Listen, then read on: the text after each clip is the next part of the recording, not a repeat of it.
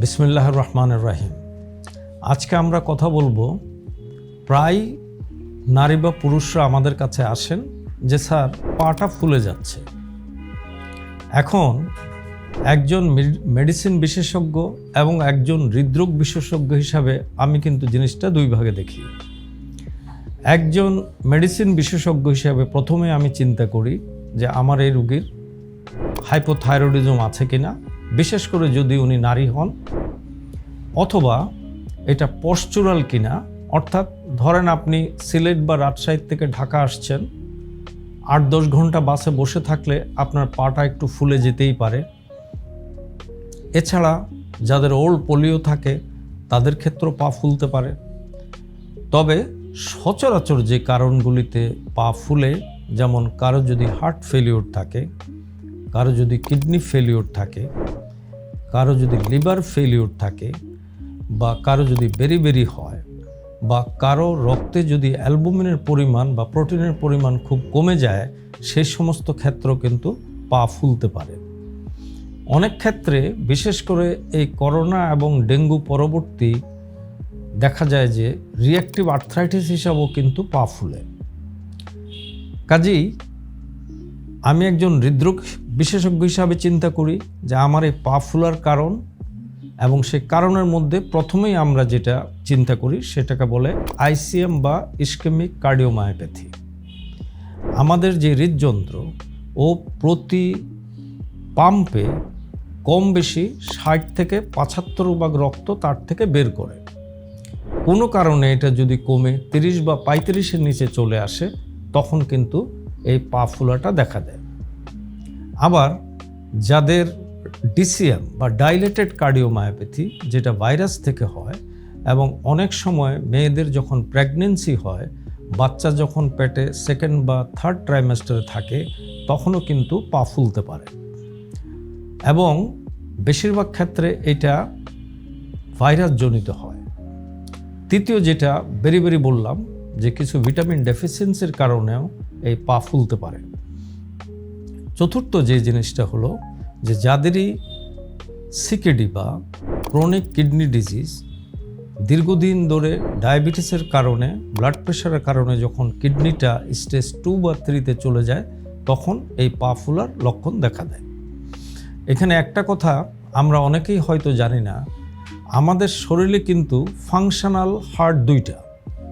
একটা হলো আমাদের বুকের খাঁচার ভিতরে যেটা আছে আমাদের হৃৎপিণ্ড, যার কাজ প্রতি মিনিটে 5 লিটার রক্তকে পাম্প করা সারা শরীরে।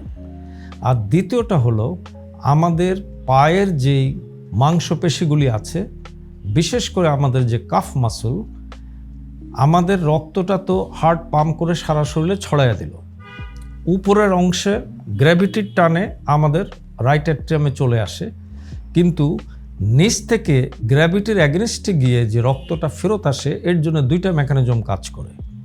একটা হলো আমাদের এই পায়ের যে গোছার মাসলটা তার কন্ট্রাকশন, আর দ্বিতীয় হলো যে আমাদের ভেইনগুলি হলো ওয়ান ওয়ে ভালভ, অর্থাৎ রক্তটা শুধু উপরেই আসতে পারে, নিচে যেতে পারে না, এবং এইভাবেই সে রাইট অ্যাট্রিয়ামে রিটার্ন করে, যেখান থেকে সে রাইট ভেন্ট্রিকলে যায়, এবং এই অপরিশোধিত রক্ত রাইট ভেন্ট্রিকুলার কন্ট্রাকশনের সঙ্গে আমাদের লাংসে চলে যায়, যেখান থেকে পরিশোধিত হয়ে আমাদের লেফট অ্যাট্রিয়ামে আসে, এবং সেখান থেকে লেফট ভেন্ট্রিকল আবার আমাদের সারা শরীরে ছড়িয়ে দেয়।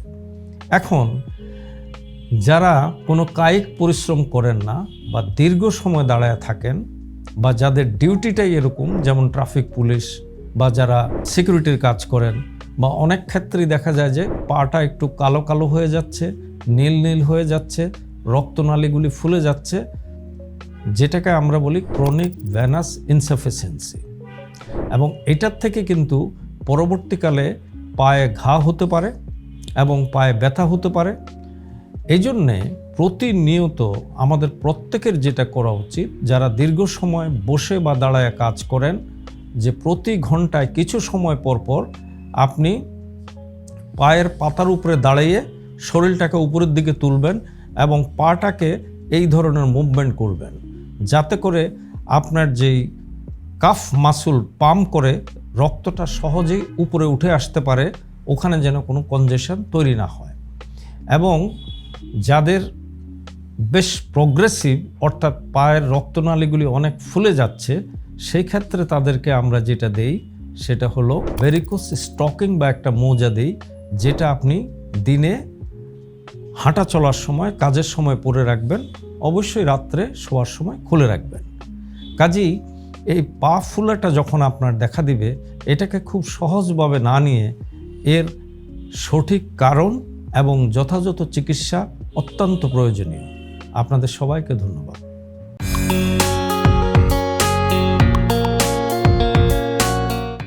Heart attack? চিন্তার কিছু নেই, শুধুমাত্র একটা ফোন করেই চিকিৎসার সব দায়িত্ব ছেড়ে দিতে পারেন আল হেলাল হার্ট হসপিটালের ওপর। কি এখন সম্পূর্ণ সুস্থ তো? আল হেলালের স্পর্শেই তো জীবন ফিরে পেলাম। হার্ট অ্যাটাকের ক্ষেত্রে যত দ্রুত সম্ভব সিসিইউতে নিয়ে আসতে হবে, তাতে মৃত্যুর ঝুঁকি অনেক কমে যায়। কারণ minute is muscle. Al Helal heart hospital.